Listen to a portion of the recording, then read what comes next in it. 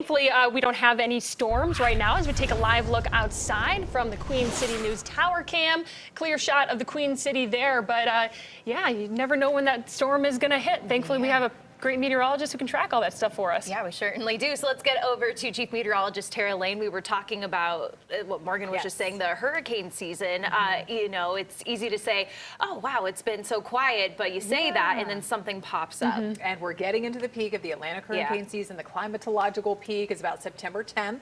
So it's coming up, and as we were saying there, I mean, all it takes is one storm, as we know, and as maybe some of you have experienced in the past, to do that damage, whether it be from flooding or some strong wind out there. And we do have, as we look live over downtown Monroe right now, just some scattered clouds, no tropical systems headed our way. But I do want to show you the quick look at the tropical update because there are several areas of concern here and a couple of spots you can see in the red here showing some pretty good chances that they could develop into at least a classified tropical depression, maybe a tropical storm. This one is way out over the central Atlantic Ocean, so not a bother. We have another tropical wave that's moving off the west coast of Africa.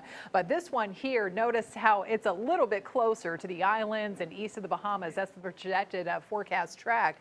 But as it appears here, it looks like we are going to have this dip in the jet stream, trough of low pressure and a front moving in, and that will kind of keep it generally offshore and steering it away from the east coast of the U.S. Folks in Bermuda certainly watching this. They could be in the path of that possible tropical system.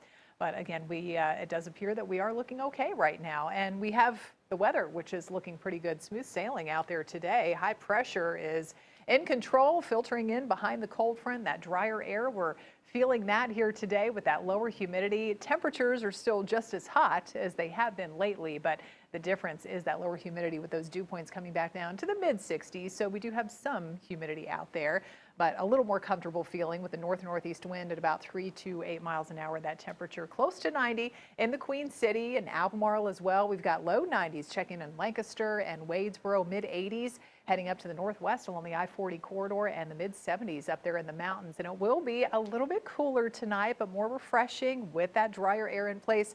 Under a mostly clear sky, we'll fall back to about 66 waking up tomorrow morning. So a nice night ahead. We will stick with the dry conditions at lower humidity for another day tomorrow, but then Labor Day weekend for the outside plans, we'll have to watch for those typical hit or miss afternoon and evening storm chances. Tomorrow, though, beautiful weather, lots of sunshine, more Carolina blue sky, high temperature right around 90 degrees. And you can see what's going to happen here as we get closer to the weekend. Friday still looking primarily dry, but the moisture is going to start to increase from the south. We have increasing clouds by Friday morning, maybe a couple of showers to the west. And Futurecast does show even a few isolated showers developing again through the afternoon and evening, mainly to the south and west of Charlotte. That is a possibility. And as we fast forward into the actual Labor Day weekend, Saturday, Sunday, Monday, each and every day, watching out for those storm chances. So it's not going to be as picture perfect as what we're seeing out there here these couple of days. High temperatures up in the mid and upper 80s, and we will be feeling more of that humidity as well. And you can see the rain coverage and the storm coverage does increase across the maps here for Saturday, Sunday, and Monday after these couple of mostly dry days here to wrap up the week. 7-day forecast shows the unsettled weather returning for the holiday weekend with those high temps in the mid 80s.